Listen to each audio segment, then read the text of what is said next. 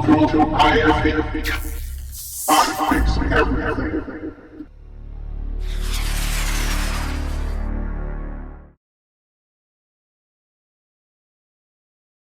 Today's project is to replace a set of wheel bearings on a 1986 Pontiac Fiero GT. This video was recorded as part of the brake overhaul series.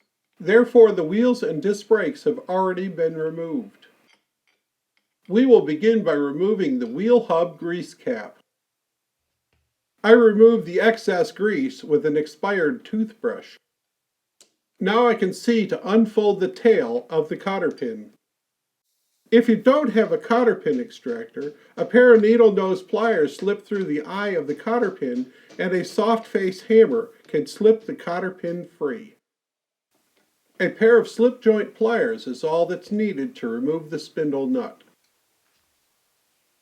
To make removal of the keyed washer easier, rock the hub slightly to unseat the wheel bearing and dislodge the keyed washer.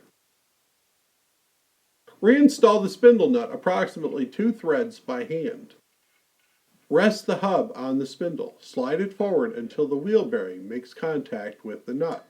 Give it a sudden snap. The wheel bearing will eject the grease seal without damage.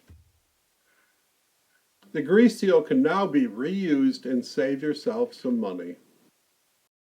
The next step is very important. The bearings must always be cleaned with a fresh degreaser to prevent contamination. If you dry the bearings with compressed air, do not allow them to rotate unlubricated. With the wheel bearings clean, it's time to do an inspection. The old-fashioned way was to use a strong light and a powered magnifier to inspect the bearings for wear. A good light source and a cell phone camera can substitute for specialized equipment. An image taken of the bearing can be magnified to show any defects. Inspect the bearings for corrosion, binding, radial scratches, dents, or discoloration. If the bearings pass inspection, inspect the races. If not, there's no need. The wheel hub could be cleaned before or after the races are removed. Contamination is the #1 cause of failure for wheel bearings.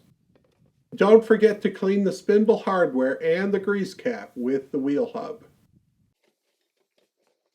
The next step is to clean and inspect the spindle. I give special attention to where the grease seal mates with the spindle. With the rotor removed, it's a good time to clean the brake dust shield. I burnished the brake rotor mating surface because I am not getting the rotors turned. The most common method for removing a wheel bearing race is with a hammer and a drift punch. This is tedious, takes a while, and can often lead to a damaged wheel bearing race. I use an impact driver with a center punch. I rest the tip of the punch on the intersection between the wheel bearing race and the wheel hub.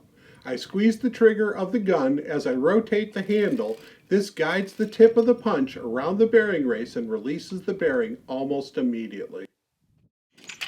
Here's a second shot pulling the other bearing, showing just how easy and fast it is using this method.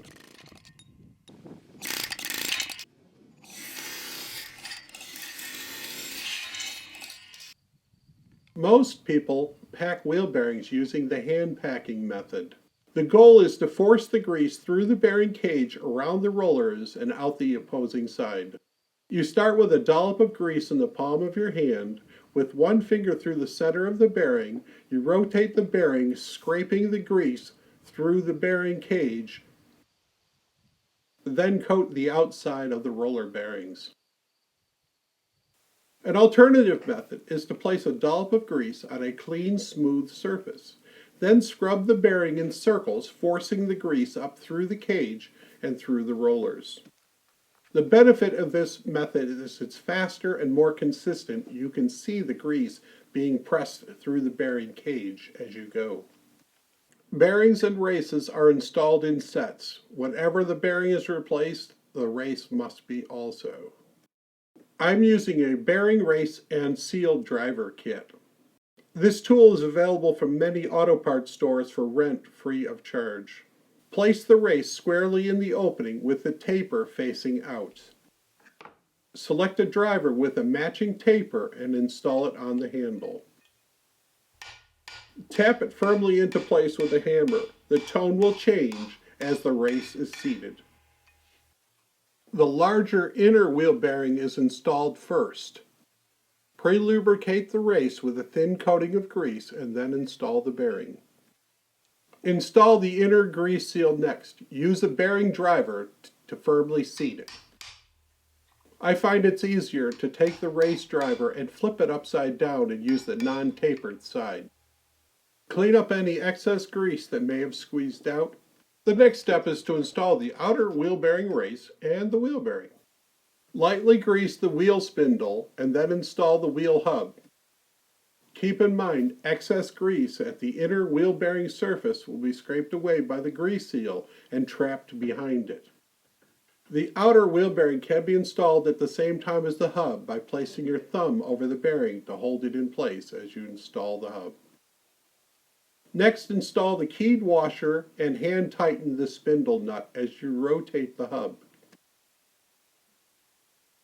To achieve the proper wheel bearing preload, the spindle nut must be torqued to 12 foot-pounds as the wheel hub is rotated. Then the spindle nut is loosened and retightened by hand.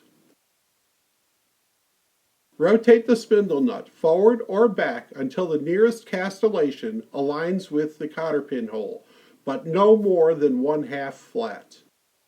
Install a new cotter pin and fold the tabs, one over the spindle and one against the side of the nut.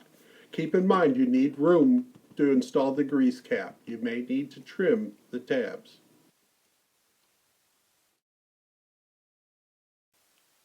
Packing the grease cap with reserve grease is helpful the next time you need to do a wheel bearing adjustment.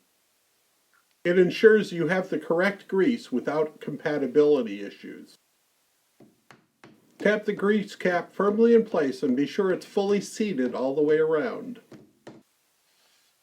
The last step is to thoroughly clean the brake rotor friction surfaces with alcohol to ensure there's no grease or oil residue that will hinder braking. Whenever I remove the wheels, I consider it a good time to grease the front or rear end of the vehicle. Before attaching a grease gun, be sure to clean the zerk fitting and the surrounding area.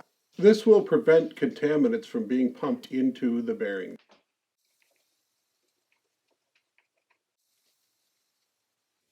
Dirt accumulation on this zerk fitting would be pumped into the bearing, causing premature failure. As the new grease is being pumped in, check for the old grease and water. Water will cause premature failure of the bearing. Pump grease until the new grease pumps clear. Grease attracts dirt, so wipe clean any grease around the grease fitting or the seal. Thanks for watching. I hope you enjoyed this video. If you did, please like and share. Remember, subscribers are always welcome.